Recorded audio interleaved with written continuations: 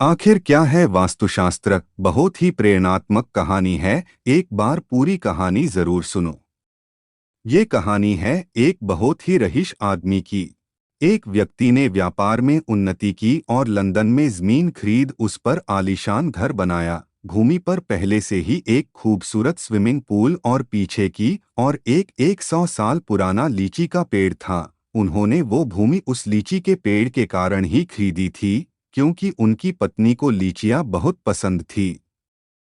कुछ अरसे बाद रिनोवेशन के समय उनके कुछ मित्रों ने सलाह दी, उन्हें किसी वास्तुशास्त्र विशेषज्ञ की सलाह लेनी चाहिए। यद्यपि उसे ऐसी बातों पर विश्वास नहीं था, फिर भी मित्रों का मन रखने के लिए उन्होंने बात मान ली और हांगकांग से 30 साल से वास्तुशास्त्र के बेहद प्रसिद्ध मास्टर सीएओ को बुलवा लिया। उन्हें एयरपोर्ट से लिया। दोनों ने शहर में खाना खाया और उसके बाद वो उन्हें अपनी कार में लेकर अपने घर की ओर चल दिए। रास्ते में जब भी कोई कार उन्हें ओवरटेक करने की कोशिश करती, वो उसे रास्ता दे देते। मास्टर सीएओ ने हंसते हुए कहा, आप बहुत सेफ ड्राइविंग करते हैं। उसने भी हंसते हुए प्रत्युत्तर में कहा, लोग अक्सर ओवरटेक तभी करते हैं जब उन्हें कुछ आवश्यक कार्य हो, इसलिए हमें उन्हें रास्ता देना चाहिए। घर के पास पहुंचते पहुंचते सड़क थोड़ी संकरी हो गई और उसने कार थोड़ी और धीरे कर ली। तभी अचानक एक हंसता हुआ बच्चा गली से निकला और तेजी से भागते हुए उनकी कार के आगे से सड़क पार कर गया। वो उसी गति से चलते हुए उस गली की ओर देखते रहे, जैसे किसी का इंतजार कर रहे हों। तभी अचानक उसी गली से एक और बच्चा भागते हुए उनकी कार के आगे से निकल गया, शायद पहले बच्चे का पीछा करते हुए। मास्टर सीएओ ने हैरान होते हुए पूछा, आपको कैसे पता कि कोई दूसरा बच्चा भी भागते हुए निकलेगा?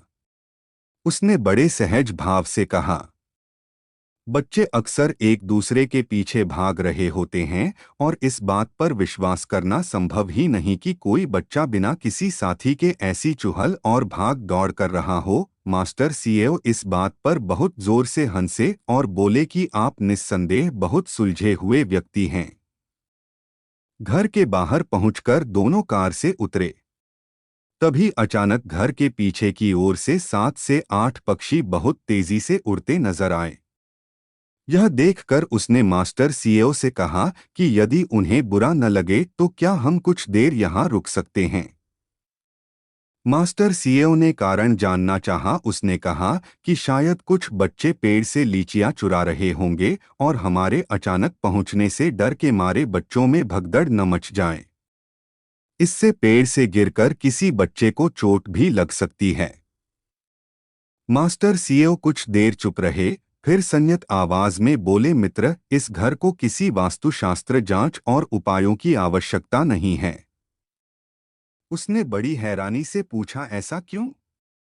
मास्टर सीएओ, जहां आप जैसे विवेकपूर्ण व आसपास के लोगों की भलाई सोचने वाले व्यक्ति उपस्थित विद्यमान होंगे, वो स्थान संपत्ति वास्तुशास्त्र नियमों के अनुसार बहुत पवित्र, सुखदायी, फलदायी होगी। जब हमारा मन व मस्तिष्क दूसरों की खुशी व शांति को प्राथमिकता देने लगे, तो इससे दूसरों को ही नहीं, स्वयं हमें भी मानसिक लाभ, शांति, प्रसन्नता मिलती है। जब कोई व्यक्ति सदा स्वयं से पहले दूसरों का भला सोचने लगे तो अनजाने में ही उसे संतत्व प्राप्त हो जाता है, जिसके कारण दूसरों का भला हो रहा होता है व उसे ज्ञानबोध मिल जाता है।